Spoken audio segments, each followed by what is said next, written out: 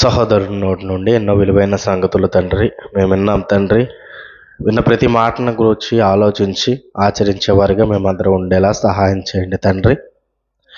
మరికొన్ని మాటలు మేమందరము తండ్రి నేర్చుకుంటుండగా చెప్పబోవు నాకు సమయోచితమైన జ్ఞానమును, వినబో ప్రతి ఒక్కరికి చెప్పబడుతున్న మాటల్లోని భావాన్ని గ్రహించుకునే జ్ఞానాన్ని దయచేయమని క్రీస్తునామని ప్రార్థన అడిగి వేడుకుంటున్నాం తండ్రి. ఆమెన్. కూడి వచ్చిన దేవుని పిల్లలందరికీ కూడా యేసుక్రీస్తు నామమున వందనాలండి. పగతో ప్రేమను చల్లారుస్తావా, ప్రేమతో పగను జయిస్తావా అనే అంశం గురించి మనం ఈరోజు పరిశీలించుకుందాం. పగతో ప్రేమను చల్లారుస్తావా, ప్రేమతో పగను జయిస్తావా? ఈ భూమి మీద ఈ ప్రశ్న ఎవరైనా అడిగినా సమాధానం మాత్రం చాలా చక్కగా చెప్పచ్చు. ఏమండి, ఎవరైనా నేను పగ తీర్చుకునే జయిస్తాను అన్న సమాధానం చెప్పేవాళ్ళు మనకి పెద్దగా కనిపించరు. అంతే కదండి. ఈ ప్రశ్న ఎవరినైనా అడిగినప్పుడు ఇదిగో నేను ప్రేమతోనే పగను జయిస్తాను అని చెప్పేవారు మనకు కనిపిస్తారు, కానీ చేసే దగ్గరికి వచ్చేసరికి అటువంటి జీవితం, అటువంటి విధానం అనేది కనిపించదండి ఏ మనుషుల్లో కూడా. నిజంగా ఆలోచిస్తే ఈ భూమి మీద ఉన్న ప్రతి ఒక్క మనిషి కూడా ఇంకొకరి మీద, లేకపోతే తను బ్రతుకుతున్న కాలంలో తన సహోదరుడి మీద అయి ఉండొచ్చు, తన బంధువు మీద అయి ఉండొచ్చు, లేకపోతే తన స్నేహితుని మీద అయి ఉండొచ్చు.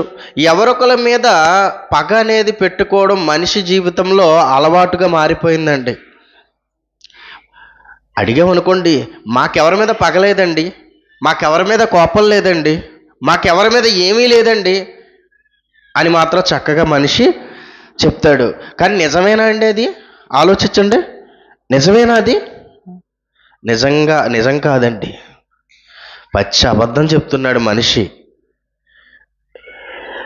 ప్రతి ఒక్కరూ కూడా అలాగే ఈ లోకంలో, ఈ భూమి మీద కూడా ఈ పగ తీర్చుకోవాలి అన్న ఆలోచనతో ఎంతోమంది వారి వారి జీవితాలను కోల్పోవడం మన కళ్ళతో చూసాం. ఎన్నో చరిత్రలు, గత కాలంలో జరిగిన యథార్థ సంఘటనలు, ఎన్నో చరిత్రలు మనం చదువుకుంటున్నాం, వింటున్నాం. ఏమండి, ఎంతమంది చరిత్ర గడిచిన కాలంలో మనం చూడలేదు? ఒక్కసారి ఆలోచించండి. ఒక మనిషి అనుకుంటే అక్కడతో ఆగిపోలేదండి. ఇంకా దేశాల మధ్య కూడా దేశానికి పగ. ఈరోజు మొన్న వార్తల్లో వచ్చిందండి. శనివారం అనుకుంటా, శనివారం సాయంత్రమో ఉదయమో మొత్తం మీద దాడి జరిగింది. ఒక దేశం మీద, ఇజ్రాయేల్ దేశం మీద దాడి జరిగింది. అణుబాంబుల దాడి అనేది జరిగింది. ఏంటి కారణం? ఎవరు చేశారు అనగానే ఇరాన్కు సంబంధించిన వాళ్ళు చేశారు. ఎందుకు చేశారంటే కారణం ఏంటో తెలుసా? ఇరాన్కి ఇజ్రాయేల్కి పడదు, శత్రుత్వం, ఎప్పటి నుంచో పగ. ఇప్పుడు ఈ పగ తీర్చుకోవడానికి ఏం చేశారు? అనుకోని సమయంలో అమాయకుల మీద బాంబుల దాడి అనేది చేశారు. ఏంటి కారణం? పగ. మనిషి హృదయములో ఒక మనిషి మీద పగ పెట్టుకోవడం వల్ల వచ్చే ప్రమాదాలు ఎలాగున్నాయో చూసారా అండి? ఏమన్నా మాకెవరి మీద పగ ఉందండి, మాకెవరి మీద పగలేదు అని మనం అనుకుంటాం. అవునా? పగనం కానీ ఎవరికండి? కొంతమంది ఉన్నారండి, కొంతమంది రౌడీలు ఉన్నారండి, కొంతమంది గూండాలు ఉన్నారండి. వాళ్ళు ఇదిగో వాళ్ళకి విరోధంగా ఉన్న వారి మీద పగ తీర్చుకోవడానికి, చంపేయడానికి ప్రయత్నిస్తుంటారండి.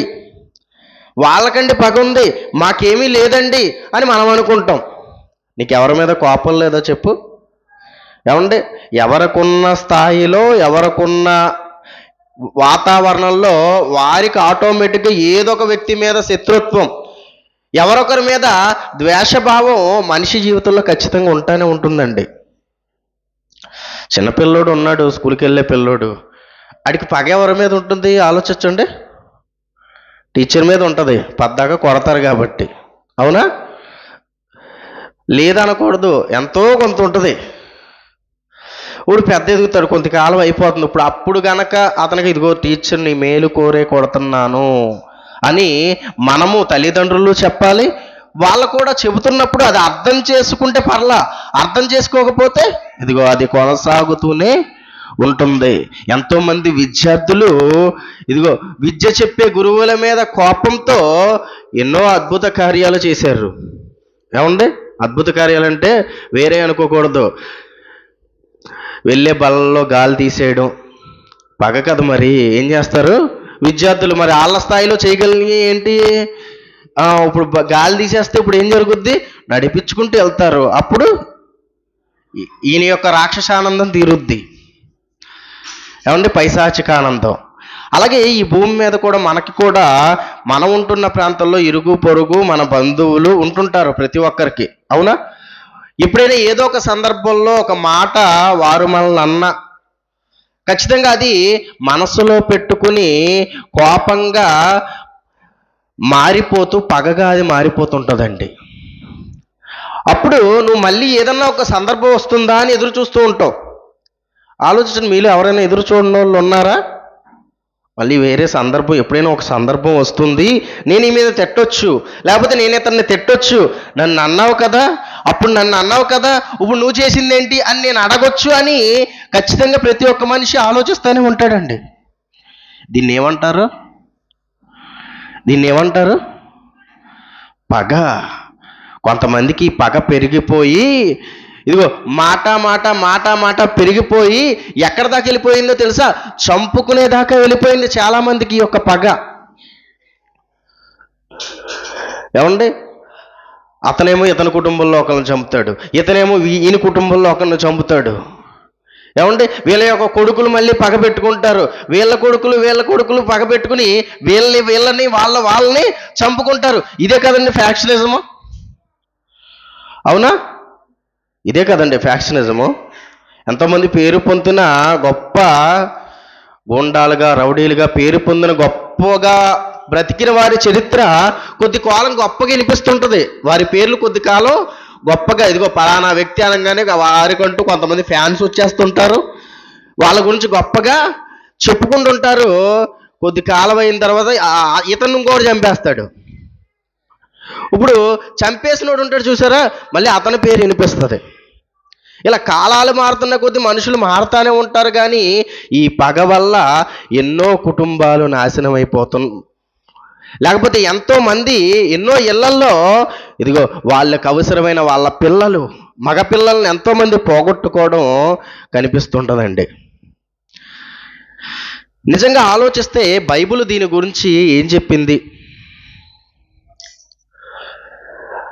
పగతో ప్రేమను చల్లార్చమని చెప్పిందా, ప్రేమతో పగను జయించమని చెప్పిందా అని మనం ప్రశ్న వేసుకుని ఈ పగ గురించి బైబిల్ ఏం చెప్పింది, ఎలా బ్రతికితే ఇదిగో ఒక మంచి జీవితాన్ని నువ్వు బ్రతకగలవని బైబిల్ ఏం చెప్పిందని మనం ప్రశ్న వేసుకుంటే ఎఫెసీ పత్రిక 4వ అధ్యాయము, ఎఫెసీలకు రాసిన పత్రిక 4వ అధ్యాయము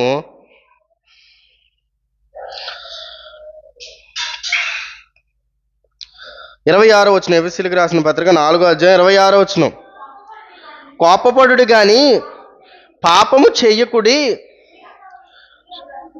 సూర్యుడు అస్తమించు వరకు మీ కోపము నిలిచి ఉండకూడదు. ఏం చెప్తుంది బైబిల్? కోపపడుడి గాని పాపము చేయకుడి, సూర్యుడు అస్తమించే వరకు మీ కోపము నిలిచి ఉండకూడదు. ఇదిగో ఏ మనిషి మీదన్నా కొన్ని సందర్భాలలో కోపం రావడం సహజమే, కానీ ఆ కోపం అంట పాపం చేసేదిగా ఉండకూడదు. అలాగే సూర్యుడు అస్తమించేంత వరకు అంటే సూర్యుడు అస్తమించేదాకా ఉండొచ్చా అంటే అది కాదు దాని అర్థం, ఎక్కువసేపు ఉండకూడదని. పోనీ ఎక్కువసేపు ఉన్నా సరే ఇంకా సూర్యుడు అస్తమించే సమయానికి ఏమైపోవాలి? పోవాల్సిందే. కోపపోవుడు కానీ పాపం అనేది చేయకుడి అంటే కోపం చేసే ప్రతి ఒక్కడు ఏం చేస్తాడు? కోపపడే ప్రతి ఒక్కడు ఏం చేస్తాడు? పాపం చేస్తాడు. అందుకే లోకంలో ఒక సామెత ఉంది, తన కోపమే తన శత్రువు. అవునా? కోపంలో తీసుకునే నిర్ణయాలు వేరు, కోపంలో చేసే పనులు వేరు. ఎంతోమంది భార్యాభర్తల మధ్య గొడవలు అవుతున్నప్పుడు అప్పుడప్పుడు భర్త చెబుతున్న మాట, వీళ్ళిద్దరూ గొడవ పడినప్పుడు ఎప్పుడైనా సరే కోపపడి కొట్టినప్పుడు అటువంటి సందర్భాల్లో చెప్పే మాట ఏంటో తెలుసా అండి? కోపంలో చేసేసానండి అంటాడు. దాని అర్థం ఏంటి? కోపం వస్తే ఏం పోతుంది నీకు? బాగా కోపం వస్తే నీకు వివేచన జ్ఞానం ఉండదు, ఇంకా ఆలోచించే పరిస్థితి ఉండదు. ఏ చేతిలో ఉంటే అది ఇసిరేయడమే, దేంతో కుదిరితే దాంతో కొట్టేయడమే. ఇదే కదండి మనుషులు చేసేది. అంటే కోపం ఏం చేస్తుంది? నిన్ను నువ్వు కంట్రోల్ చేసుకునే పరిస్థితి నుంచి తొలగిస్తుంది. నువ్వు కంట్రోల్ చేసుకోలేకపోతున్నావు. బీపీ బాగా పెరిగిపోతుంది, అప్పుడు ఇంకా కంట్రోల్లో ఉండడు మనిషి. ఏమండి? అందుకే కొంతమంది మాట్లాడు, నాకు బీపీ తెప్పిస్తే వేరే విధంగా ఉంటుంది అంటాడు ఒకడు. ఏమైపోతాడు బీపీ తెప్పిస్తే? ఏమండి? నాకు కోపం వస్తే నేను మనిషిని కాదంటాడు. మామూలుగా కూడా మనిషి కాదాడు. ఏమండి? కోపం వస్తే ఏంటి? నేను మనిషినే కాదంటాడు. అంటే మనిషి కోపపడితే, కోపగించుకుంటే మనిషి యొక్క వివేచన జ్ఞానం అనేది పోతుంది, కోల్పోతాడు. అందుకే కోపపడుడు కానీ ఆలోచించండి, పాపం చేసే పరిస్థితి తెచ్చుకోవద్దు. ఏమండి? కోపంలో తల్లిదండ్రుల్ని బాధించే వాళ్ళు కొంతమంది, కోపంలో భార్య భర్తను బాధిస్తుంటారు, భర్త భార్యను బాధిస్తుండడం, ఇది మనకు సమాజంలో కనిపిస్తుంది కదా. దీనికి ప్రధానమైన కారణం ఏంటంటే నీ కోపం. ఇప్పుడు చెప్పాడండి బైబిల్లో, నిన్న కాక మొన్న వచ్చిన సామెతలు మనకు గుర్తున్నాయి, కానీ ఇప్పుడు చెప్పిన బైబిల్ గ్రంథం మనకి, బైబిల్ మాటలు మాత్రం మనకి జ్ఞాపకం ఉండట్లేదండి. అందుకే కోపపడుడు కానీ పాపము చేయకుడి. ఒకవేళ మీకు కోపం వచ్చినా సరే ఆ కోపం సూర్యుడు అస్తమించేంత వరకు ఉండకూడదు అన్నాడు. ఎందుకు ఆ మాట అక్కడ వాడాడు ఆలోచించండి. సూర్యుడు అస్తమించిన తరువాత ఉంటే ఏదైనా ప్రమాదం ఉంటుందా? ఏమండి? ఆలోచించండి. సూర్యుడు అస్తమించక ముందు లేని ప్రమాదం సూర్యుడు అస్తమించిన తర్వాత ఎందుకు ఉంటుంది? ఏమండి? అంతే కదా. కోపపోడు కానీ పాపం చేసి సూర్యుడు అస్తమించే వరకు ఉండకూడదు అంటున్నాడు. మరి అప్పుడు దాకా ఉంచుకోమనేగా, అప్పుడు దాకా ఉన్నా పర్లేదనేగా. ఏమండి? ఈ లోపు సాధ్యమైతే నువ్వు తగ్గించుకోమని, ఒకవేళ ఉంటే ఇదిగో ఆ తర్వాత మాత్రం నీకు ఖచ్చితంగా ఉండకూడదు, ఇది ఆజ్ఞ. ఆ తర్వాత ఉంటే ఏమవుతుందో అది కూడా బైబిల్లో దేవుడు రాయించాడు. మీకా గ్రంథము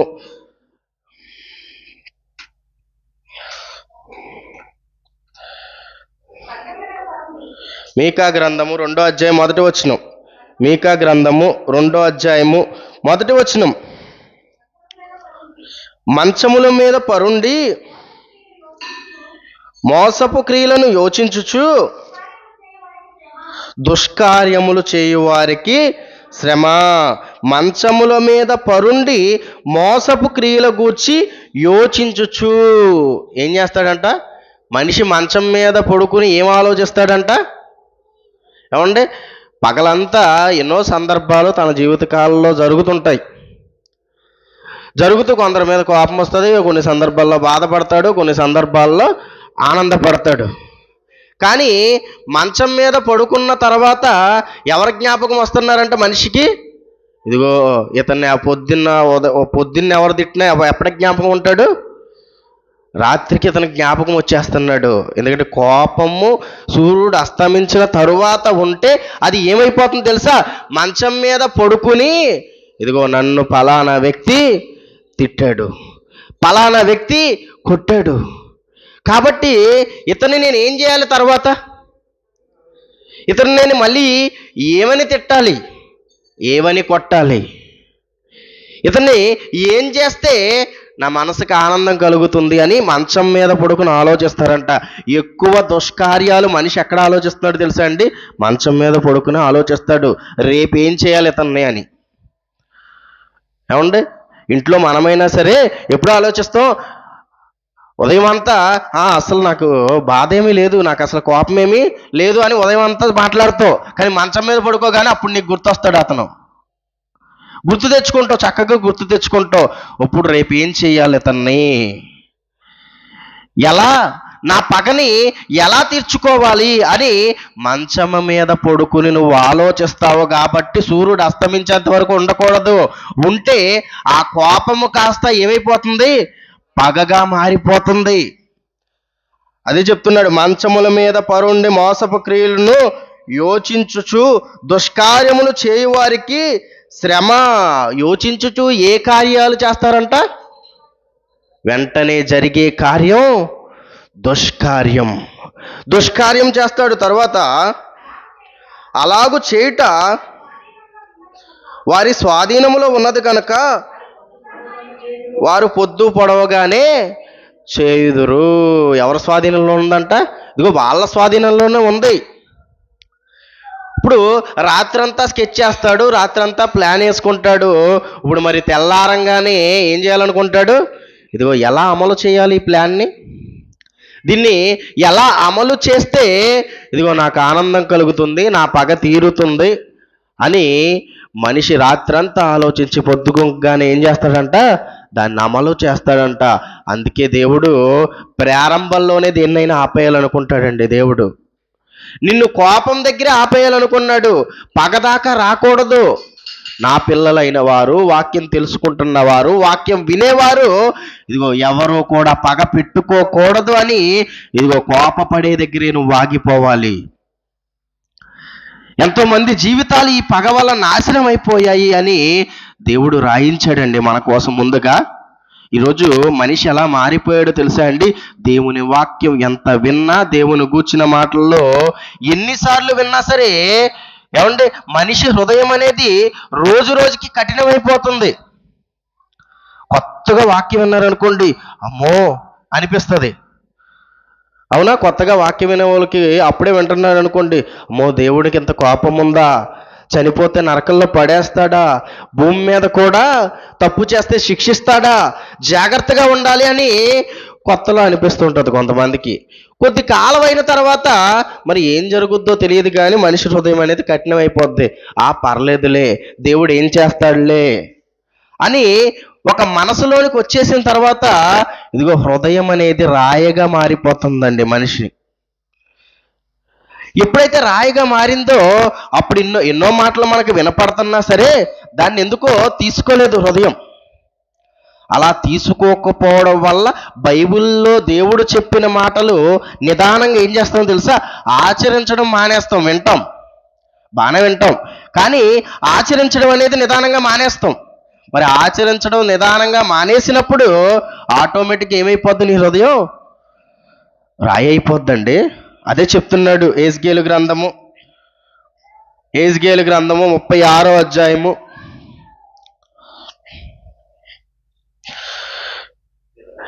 'ఎందుకంటే మనిషి హృదయం రాయిగా మారిపోయింది. ఆ కాలంలో ఉన్న వారిలో కూడా ఎలా మారిపోయారు అంటే మనిషి హృదయం రాయిగా మారిపోవడం వల్ల దేవుడు చెప్తున్న మాట యెహెజ్కేలు గ్రంథం 36వ అధ్యాయం 26వ వచనం,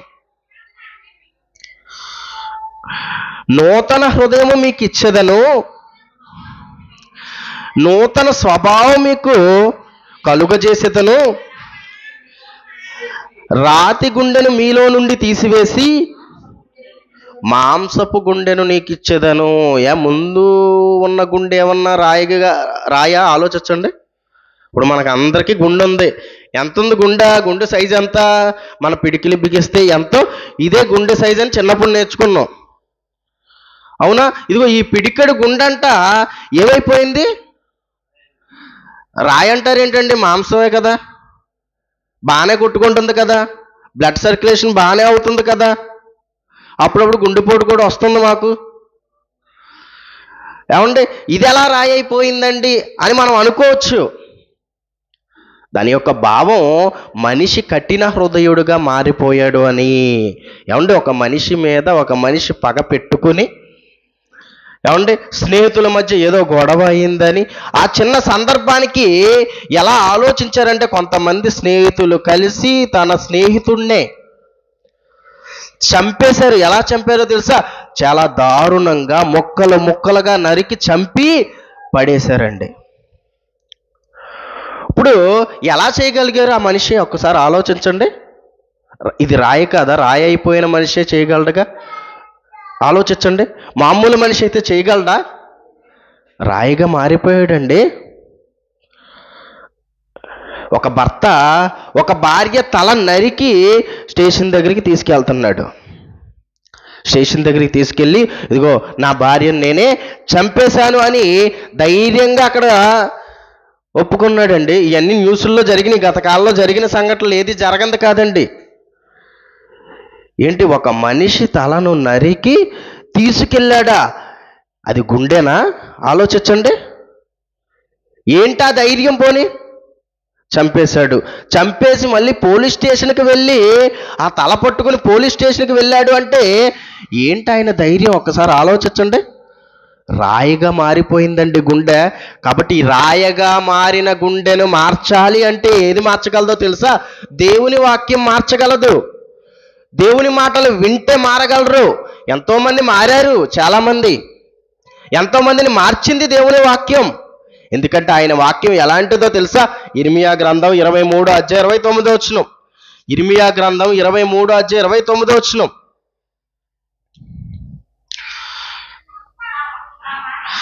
నా మాట అగ్ని వంటిది కాదా? బండను బద్దలు చే సుత్తి వంటిది కాదా? ఏమంటున్నాడు? నా మాట ఎలాంటిది? దేవుని మాట అగ్ని వంటిది, అలాగే బండను బద్దలు చేయు సుత్తి వంటిది. మనిషి రాయిగా మారిపోయాడు కాబట్టి ఇప్పుడు రాయిని బద్దలు చేయాలంటే ఏం కావాలి? సుత్తి కావాలి. రాయిను కరిగించాలంటే ఏం కావాలి? నిప్పు కావాలి. అప్పుడే లావాగా కరుగుతుంది. చూసారా? ఆయన వాక్యం ఎలాంటిది? అగ్ని వంటిది, సుత్తి వంటిది. ఎన్నో బండలుగా మారిపోయినాయి, ఎంతోమంది హృదయాలు బండలుగా మారిపోయినాయండి. ఇప్పుడు ఆ బండల్ని పగలగొట్టాలి అంటే ఏం కావాలి? దేవుని వాక్యం వినాలి, దేవుని వాక్యం చెప్పాలి, తెలియజేయాలి కదండి. అప్పుడే ఆ బండలు పగులుతాయి. ఆ బండలు, ఆ యొక్క హృదయాలు, కఠినమైన హృదయాలు అప్పుడే మారుతాయి. దినదినము వాక్యం విన్నా, వారానికి ఒకసారి వాక్యం విన్నా. ఎందుకు మనిషి మారటం లేదు అంటే, మనిషికి ఆలోచన కూడా రావటం లేదంటే, ఇదిగో ఆ బండ లోనకి ఎంత మాత్రం సేకరించట్లేదు వాక్యాన్ని. పగలగొడతాడు దేవుడు ఏదో ఒక రోజు. దేవుని యొక్క వాక్యం ఏదో ఒక రోజు నీ యొక్క రాతి గుండెను ఏం చేస్తుంది? మాంసపు గుండెగా చేస్తుందండి. కానీ నువ్వు ఈ యొక్క వాక్యాన్ని స్వీకరించడానికి ముందు రావాలిగా, ముందు వినాలిగా. వస్తే అప్పుడు డాక్టర్ దగ్గరికి వెళ్తే వైద్యం చేస్తారా? వెళ్ళకండి ఇంట్లో కూర్చుంటే వైద్యం జరుగుద్దా? ఆలోచించండి. డాక్టర్ దగ్గరికి వెళ్ళాలి, వెళ్ళిన తర్వాత నీకు వైద్యం. అలాగే దేవుని దగ్గరికి రావాలి, దేవుని సన్నిధి దగ్గరికి రావాలి, దేవుని వాక్యం వినాలి, నేర్చుకోవాలి. అప్పుడు జరుగుతుంది నీకు వైద్యం. అపవాది కూడా తెలివిగా ముందు అక్కడే ఆపేసింది. డాక్టర్ గారి దగ్గరికి వెళ్ళనివ్వట్లే ముందు. అదే తగ్గిపోద్దులే రోగం. కొంతమంది ఉంటారండి డాక్టర్ దగ్గరికి వెళ్ళడానికి ఇష్టపడరు. ఇదిగో ఒక స్థితి వచ్చేసరికి తగ్గిపోద్ది. కొద్ది కాలంలో, గత కాలంలో కొంతమందికి ఆటోమేటిక్గా తగ్గిపోయి, ఇప్పుడు డాక్టర్ దగ్గరికి వెళ్తే కానీ ఏ రోగము తగ్గట్లా. చిన్నదైనా పెద్దదైనా ఇంజెక్షన్ పడితే కానీ దారిలోకి రావట్లా. కొంతమంది మేము ఇలాగే ఉండిపోదామని ఉండిపోతున్నారు. ఏమైపోద్ది? సీరియస్ అయిపోద్ది. చివరికి 100 రూపాయలతో పోయేది 1,00,000 రూపాయలతో చేయాల్సి వస్తుంది. అంటే దేవుని వాక్యం ఏం చేస్తుంది? ప్రతి ఒక్క హృదయాన్ని కరిగించగలదు, మార్చగలదు. మార్చాలి అంటే ముందేం చేయాలి? వినాలి. ప్రతి ఒక్కరూ కూడా దేవుని వాక్యం వినాలి. వింటే ఇదిగో పగ, ఈ యొక్క పగని జయంగా పెట్టుకొని పగ తీర్చుకోవాలి అనే ఆలోచనతోనే ఎంతోమంది బయట, ఎంతోమంది మనకు కనిపిస్తున్నారు. బైబిల్లో కూడా కొంతమంది ఉన్నారండి. పగ తీర్చుకోవాలనే ఆలోచన కలిగి ఎంతోమంది వారి జీవితాల్ని నాశనం చేసుకుని, గొప్పవారిగా ఉన్న వారి జీవితాల్ని నాశనం చేసిన ఎంతోమంది బైబిల్ గ్రంథంలో మనకి కనిపిస్తుంటారు. అందులో ఒక ఆయనే మత్తయి సువార్త 14వ అధ్యాయము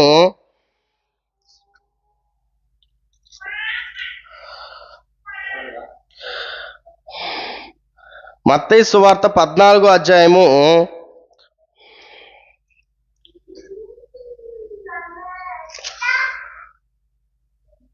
3వ వచనం. మత్తయి సువార్త 14వ అధ్యాయము 3వ వచనం. ఏలయనగా నీవు నీ సహోదరుడైన ఫిలిప్పు భార్యయగు హేరోదియాను వించుకొనుట న్యాయము కాదని యోహాను చెప్పగా. ఆ రోజున్న రాజు చేసిన తప్పుని ఖండించాడు. ప్రవక్తగా ఉన్న యోహాను గారు, బాప్తిసం ఇచ్చి యోహాను గారు ఖండించాడు. ఇదిగో రాజుగా రాజుగా ఉన్న నువ్వు చేయవలసిన పనేనా ఇది? చేయవలసిన కార్యమేనా ఇది? ఇలా నువ్వు చెయ్యకూడదు అని ఇదిగో హేరోదియాను నువ్వు ఉంచుకొనుట న్యాయము కాదని యోహాను చెప్పగా, హేరోదు ఆమె నిమిత్తము యోహాను పట్టుకొని బంధించి చెరసాలలో వేయించి ఉండెను.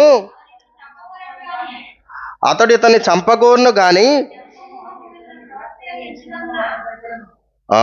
ఆయన ప్రవక్త అని అప్పటికే బాప్తిసం ఇచ్చి యోహాను అనంగానే ఇదిగో ప్రభువు మార్గము సరళము చేయడానికి వచ్చిన ఆయన ఎంతో మందికి బాప్తిసం ఇచ్చాడు. ఎంతో మందికి మారు మనసు పొందుకోమని సువార్తను ప్రకటించాడు. ఇప్పుడు ఇదిగో ప్రవక్తగా గుర్తింపు పొందిన ఈయన జోలికి వస్తే చాలా ప్రమాదం అని ఆగాడండి. ఆగినా సరే ఏం జరగలేదో తెలుసా? ఆగాడు. ఇదిగో వదిలేద్దామని వదిలేశాడు కానీ పైకి వదిలేశాడు కానీ మరి మాటలు పడ్డా వాళ్ళు ఎంతమంది? 2 కదా. ఇంకొక ఆవిడ వదలలేదు. రాజైతే వదిలేశాడండి. రాజైతే ఓకే, ఇంకా అయిపోయిందిగా, జరిగింది ఏదో జరిగింది అనుకుని రాజైతే చెరసాలలో వేయించాడు. చంపడానికి ధైర్యం చాలకు వదిలేశాడు. కానీ హేరోదియా ఉంది చూసారా, హేరోదియా మాత్రం వదల్లా. అప్పటి నుంచి పగబెట్టుకుంది. పగపెట్టుకుని ఏం చేసిందో ఒక్కసారి చూసుకున్నట్లయితే, అయితే హేరోదు జన్మదినోత్సవం వచ్చినప్పుడు హేరోదియా కుమార్తె వారి మధ్య నాట్యమాడి హేరోదును సంతోషపెట్టెను. కనుక ఆమె ఏమి అడిగినను ఇచ్చేదనని అతడు ప్రమాణపూర్వకముగా వాగ్దానము చేసెను. అప్పుడు ఆమె తన తల్లి చేత ప్రేరేపింపబడినదై బాప్తిస్మిచ్చి యోహాను తలను ఇక్కడ పల్లెములో పెట్టి నాకు ఇప్పించమని అడిగాను. చూసారండి, ఏం కావాలంట? ఏం పల్లెల్లో పెట్టాలంట? ఆలోచించండి. మర్చిపోయింది ఆవిడ, పగ పెట్టుకుంది. ఇదిగో నన్ను మాట అన్నాడు కాబట్టి ఇతన్ని ఏం చేయాలి? మాట అంటే చంపేయాలా? అంత దారుణం అండి. పగ పెట్టుకుంది. పగ పెట్టుకున్న తర్వాత ఏం చేసింది? కూతురికి నాట్యం నేర్పించింది. చూసారు ఎంత ప్రాసెస్? మనకు వెంటనే కనిపించవచ్చు కానీ ఏమొచ్చిందంటే హేరోదు జన్మదినం వచ్చినప్పుడు అంటే కొద్ది కాలం గడిచింది. ఆ కొద్ది కాలం కూడా దేనికోసం ప్లాన్ వేసుకుంది? చాలా రాత్రులు ఆలోచించిందండి. మంచం మీద పడుకుని ఎలా చంపాలి? అతను బ్రతికుంటే నిద్ర పట్టట్లేదు దేవుడికి. చెరసాల్లో వేయించేసింది కదండి. చెరసాల్లో వేసి సరిపోదా? యోహాన్ ఏమన్నాడండి? ఒక మాటే కదండి అన్నది. వీళ్ళు పోనీ రాజు మాటను వదిలేశాడా? చెరసాల్లో వేయించాడు. చెరసాల్లో వేయించినాడు బాధించి ఉండడా? ఆలోచించండి. కొట్రా? ఆలోచించండి. ఇవన్నీ జరుగుతాయి కదా. జరిగినా ఏం చల్లారలేదు? పగ తీరలా, పగ చల్లారలేదు.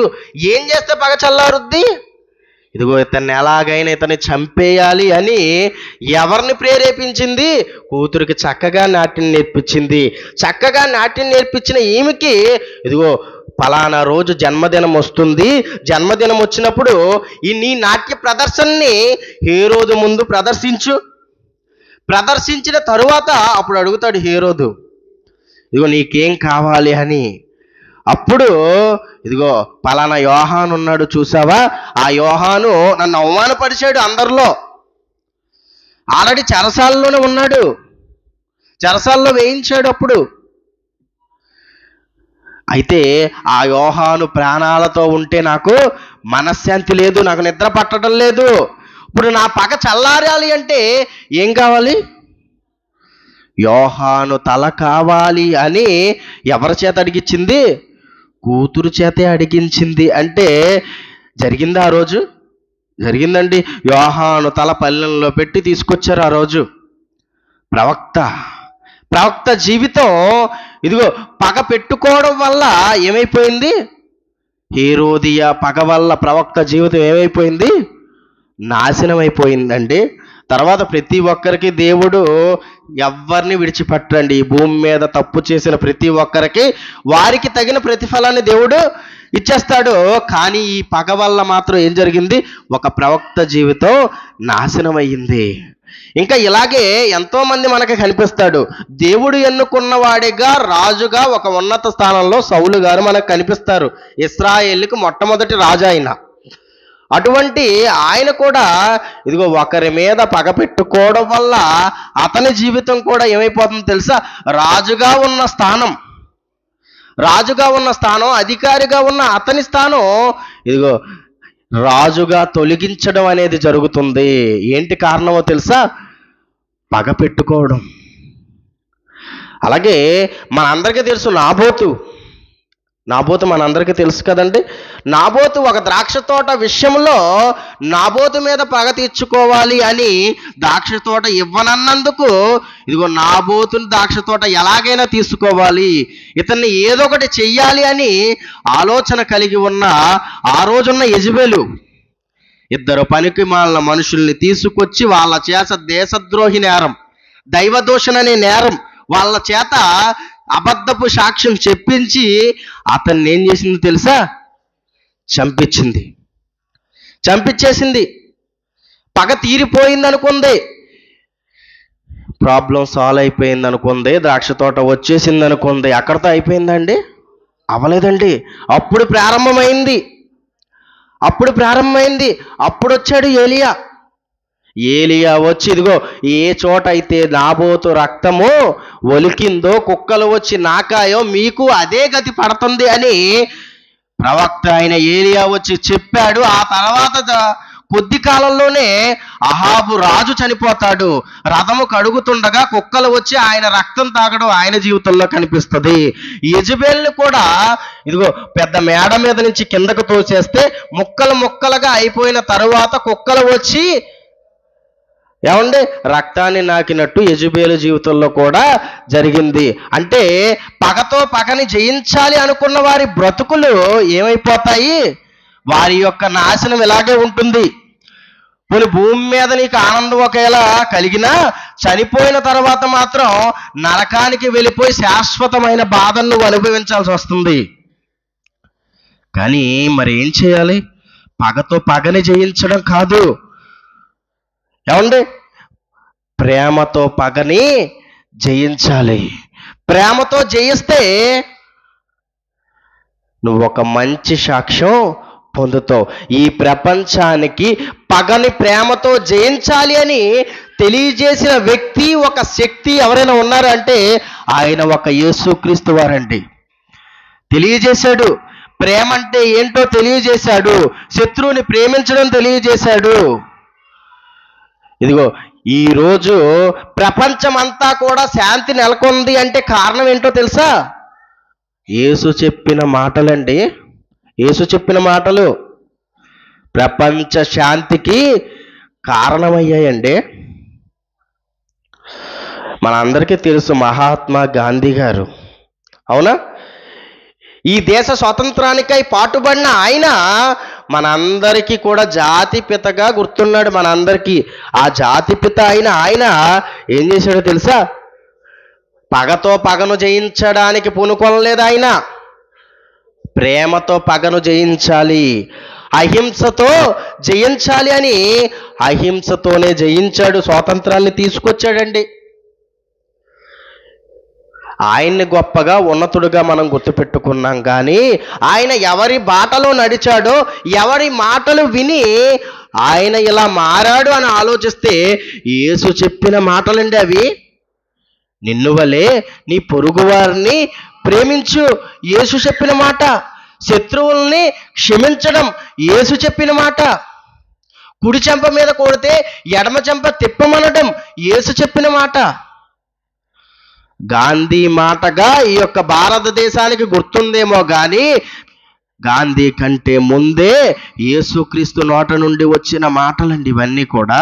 చూద్దాం యేసుక్రీస్తు వారు దీని గురించి ఏం చెప్పాడని మనం ఆలోచిస్తే మత్తయి సువార్త 5:22 మత్తయి సువార్త 5:22 నేను మీతో చెప్పినదేమనగా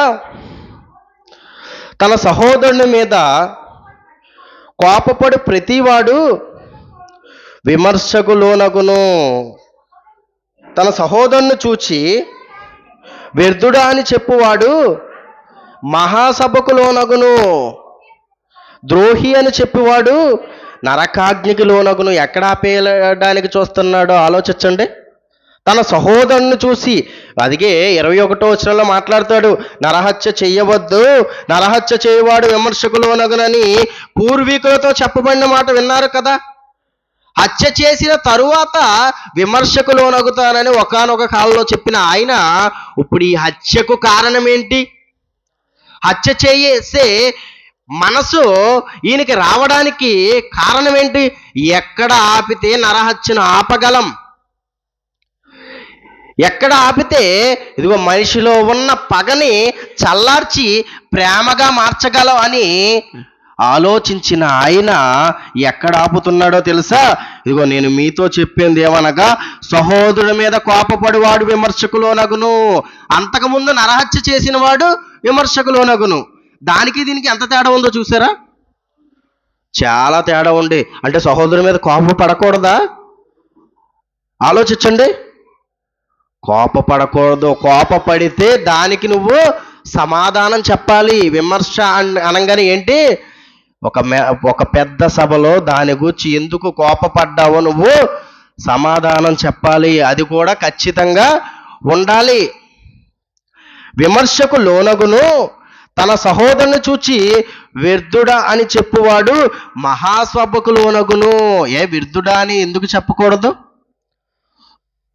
ఏమండి? వ్యర్థుడా అంటే ఏంటి అర్థం? అప్పుడప్పుడు కొంతమందిని చూసి నువ్వెందుకు పనికిరావురా అంటాం మనం. ఎందుకంటే వ్యర్థుడా అంటే అది పాత పదం కదా. కొత్త పదం అయితే మనకు అర్థం అవుద్ది. ఈడెందుకు పనికిరాడు, యూజ్లెస్ ఫెలో అంటారు చూసారా అని ఎవరిని అనకూడదు. ఎందుకు? దేవునికి ఉపయోగపడేవాడు కాబట్టి, దేవునికి ఉపయోగపడతాడు కాబట్టి ప్రతి ఒక్క మనిషి భూమి మీదకి రావడానికి కారణం ఉంది. ఎవరు వ్యర్థుడు కాడు. దేవుడు పుట్టించాడు. ఆ కారణాన్ని తెలుసుకొని వాడిగా మనిషి ఈరోజు కనిపిస్తున్నాడు. కాబట్టి ఏమనకూడదు, నువ్వు వ్యర్థుడా అనకూడదు. తర్వాత ద్రోహి అని చెప్పువాడు నరకాగ్నికి లోనగును. ద్రోహి అంటావా? నువ్వు నరకంలో పడేస్తాను అంటున్నాడు దేవుడు. ఏమండి? ఎప్పుడు అంటావు ద్రోహి అని? ఆలోచించండి. ఎప్పుడు అంటావు ద్రోహి అని? నమ్మకాన్ని కోల్పోయే పని ఏదన్నా చేసినప్పుడు ద్రోహి అంటాం. మనం ఎప్పుడు ద్రోహి అంటాం తెలుసా? ప్రార్థన అయిపోయిన తర్వాత భోజనాలు పెడతారండి. ప్రార్థన అయిపోయిన తర్వాత మన దగ్గర చాలా సందర్భాల్లో భోజనాలు ప్రార్థన అయిన తర్వాత పెడతారు.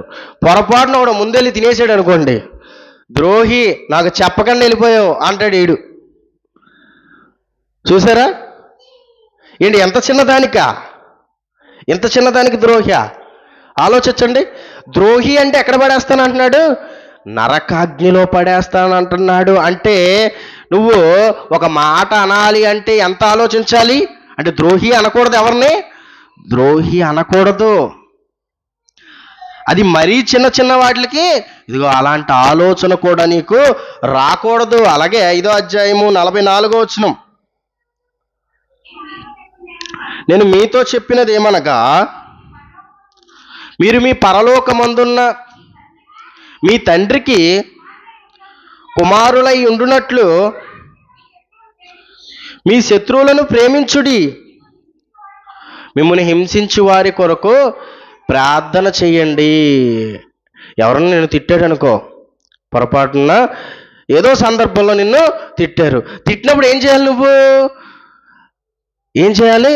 నువ్వు ప్రార్థన చేసినప్పుడు అతన్ని జ్ఞాపకం చేసుకోవాలి.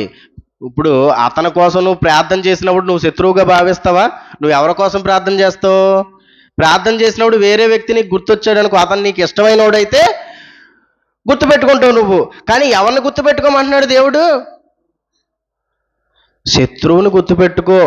నీకు ఇష్టమైన వాళ్ళని గుర్తుపెట్టుకున్నా గుర్తుపెట్టుకోకపోయినా శత్రువుని మాత్రం గుర్తుపెట్టుకోమని ఆజ్ఞ ఇచ్చాడు.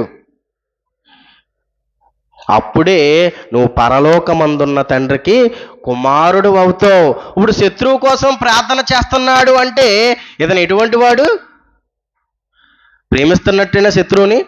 ప్రార్థన చేయమన్నారు కదా అని, ప్రభువా నన్ను తిట్టాడు తండ్రి, ఆడి కాలో చేయి ఇరిగిపోవాలని ప్రార్థన చేయమని కాదండి అక్కడ అర్థం. కొంతమందికి ఇలా అర్థమైంది. ఇప్పుడు దేవుడు ప్రార్థన చేయమన్నాడు కాబట్టి ఇప్పుడు సాయంత్రం అయింది, ప్రార్థన చేయాలి, పలానా వ్యక్తి నన్ను తిట్టాడు కాబట్టి అతను నోరు పడిపోవాలి తండ్రి, తెల్లారంగానే నోరు ఉండకూడదు అని చేయమని కాదండి అర్థం. నన్ను కొట్టాడు తండ్రి, తెల్లారంగానే చెయ్యి ఉండకూడదు తండ్రి అని చేయమని కాదండి అర్థం. ప్రార్థన చేయమన్నాడు అంటే అతను బాగుండాలని ప్రార్థన చేయమన్నాడు. నీ ఎడల అతని మనసు మంచిగా మారాలి, కనికరమైన చూపు నీ ఎడల చూడాలి అని ప్రార్థన చేయమన్నాడు. అదే మార్కు సువార్త 11వ అధ్యాయము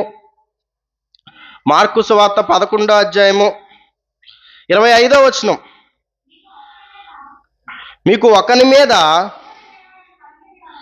విరోధం ఏమైనను కలిగిన ఎడల మీరు నిలువబడి ప్రార్థన చేయనప్పుడు, ఇందాకక్కడ ఒకసారి అన్నట్టు మనకు కనిపించింది, మీ శత్రువు గురించి ప్రార్థన చేయండి అని ఒకసారి అన్నట్టు అక్కడ మనకి కనిపించింది. ఇక్కడ చూసుకుంటే ఏమని చెప్తున్నాడు? మీకు ఒకని మీద విరోధం ఏమైనను కలిగి ఉన్న ఎడల మీరు నిలువబడి ప్రార్థన చేయనప్పుడు ఎలా అంటే, నువ్వు ఎప్పుడు ప్రార్థన చేసినా ఎవరి గురించి ప్రార్థన చేయాలి? ముందు ఇదిగో నీ శత్రువు మారాలి, నీ శత్రువు బాగుండాలి అంటే ఇండైరెక్ట్గా దేవుడు ఏం చెప్తున్నాడు? నువ్వు నీ శత్రువుని ప్రేమించమని చెప్తున్నాడు. శత్రువుని ప్రేమించమని చెప్తున్నాడు అంటే ప్రేమతోనే పగను జయించగలం. పగతో పగని జయించలేం.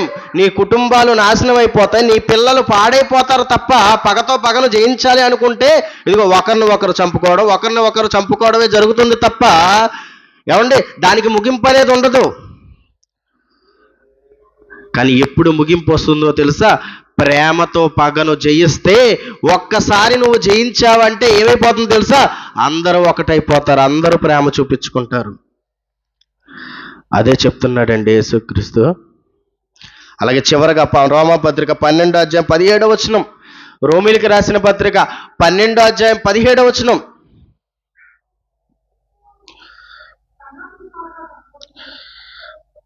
రోమిలికి రాసిన పత్రిక 12వ అధ్యాయం 17వ వచనం. కీడుకు ప్రతి కీడు ఎవరికి చెయ్యవద్దు. ఏమంటున్నాడండి? బైబిల్ చెప్తున్న మాటలండి. కీడుకు ప్రతి కీడు ఎవరికి చెయ్యొద్దు. నీకు కీడు చేశారా, నువ్వు వాళ్ళకి మేలే చేయి తప్ప కీడు మాత్రం చేయకూడదు. కీడుకు ప్రతి కీడు ఎవరికి చెయ్యవద్దు. మనుషులందరి దృష్టికి యోగ్యమైన వాటిని గూర్చి ఆలోచన కలిగి ఉండుడి. శక్యమైతే చేతనైనంత మట్టుకు సమస్త మనుషులతో సమాధానముగానే ఉండండి. ఎవరితోనూ గొడవ పెట్టుకోవద్దు, ఎవరిని మాట అనొద్దు. ఒకవేళ వారిని కీడు చేసినా ప్రతి కీడు నువ్వు చెయ్యాలనుకోవద్దు. సాధ్యమైనంత వరకు సమస్త మనుషులతో ఎలా ఉండమంటున్నాడు? సమాధానంగా ఉండమంటున్నాడు. మన ఇంట్లోనే ఉండదు సమాధానం, అవునా? మన బ్రతుకులు ఎలా తగలడ్డాయి అంటే మన ఇంట్లోనే సమాధానం ఉండదు, ఒక కుటుంబంలోనే సమాధానం ఉండదు. కానీ బైబిల్లో దేవుడు ఏం చెప్తున్నాడు? ఇదిగో ప్రతి ఒక్క మనిషితో కూడా నువ్వు సమాధానముగా ఉండాలి. అప్పుడే నువ్వు దేవుని కుమారుడు అవుతావు, అప్పుడే దేవుని లక్షణాలు నీలో ఉన్నట్టు.